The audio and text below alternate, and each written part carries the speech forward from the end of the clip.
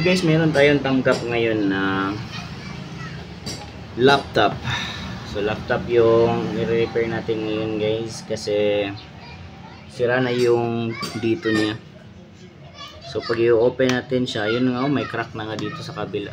Pag i-open natin siya, umaangat na. Ayun, oh. Ito, umaangat na ito dito. Oh, dito umaangat. So ayun, oh, umaangat, oh. Yan, kita ba?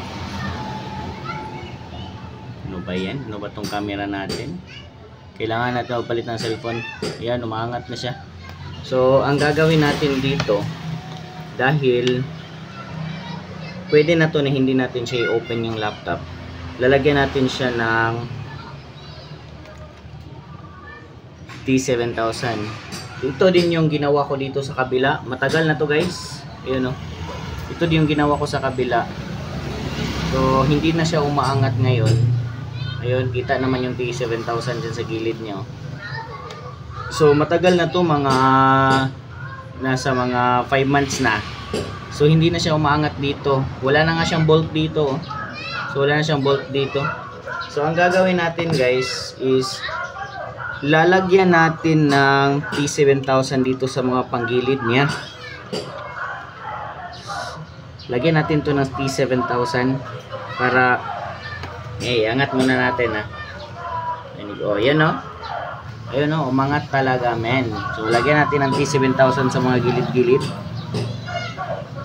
Lagyan natin siya sa mga gilid-gilid. Lagyan natin yung T7000 dyan.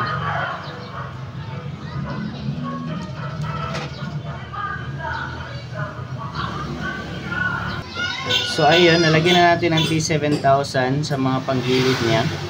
Dito. Lagyan na natin yan dyan. Tapos ibabalik na natin siya guys. Ayan, oh.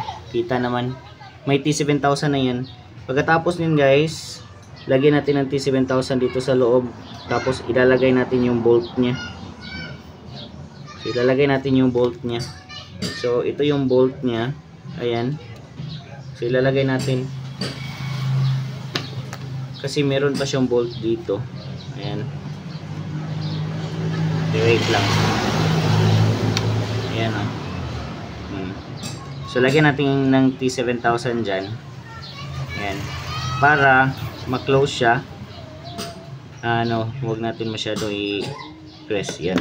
Tapos lagyan ulit natin ng T7000. Ayan. So papasok talaga natin yan dyan. So parang madubin siya tingnan. Pero pagkatapos niyan, pag matuyo na yan, pwede natin siya tanggalin yan sa gilid-gilid. Kasi rubber lang naman yan. So dito sa kabila din, i-try natin kung malalagyan pa natin ng bolt ito. So dito wala na to, fix na to dito, pero try natin lagyan ng bolt kung malalagyan ba. Meron akong bolt kasi isa dito na extra. Try natin kung malalagyan pa ba ng bolt. Hindi na siya. So kailangan talaga i-remove yung back cover ng laptop. Tatanggalin na lang natin yun. So ito na yun. So antayin na lang natin matuyo.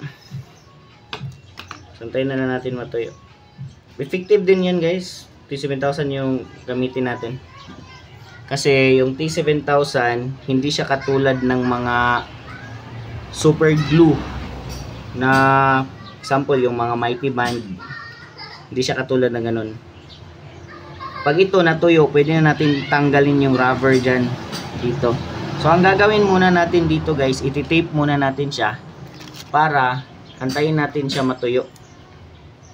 Iti-tape muna natin, antayin natin matuyo. Para pagtuyo niya, pwede natin i-remove yung mga rubberized na nandyan sa gilid. Iti-tape muna natin yan. Tape muna natin.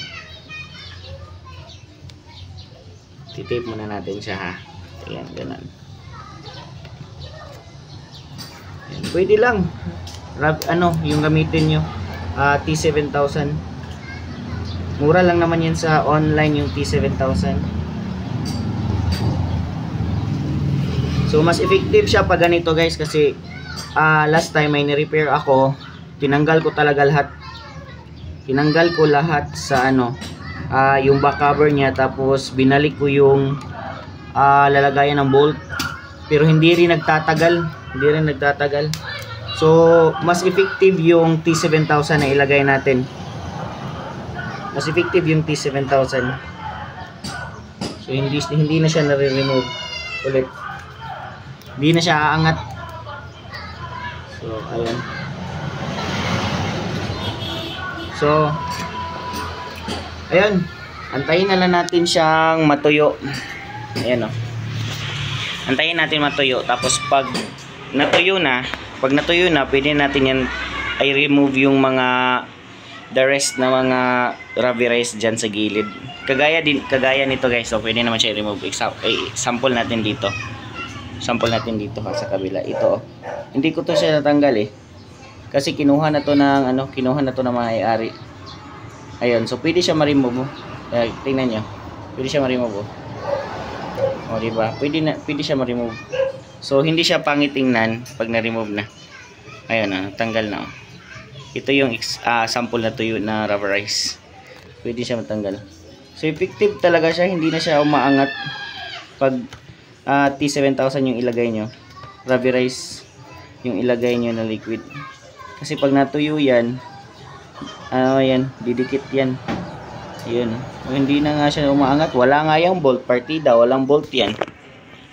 Walang bolt yan, pero umabot ng ilang buwan. Ayun o, walang bolt yan dyan. Tapos ang inilagay ko dyan, rubberize lang dito. So hindi na siya umangat.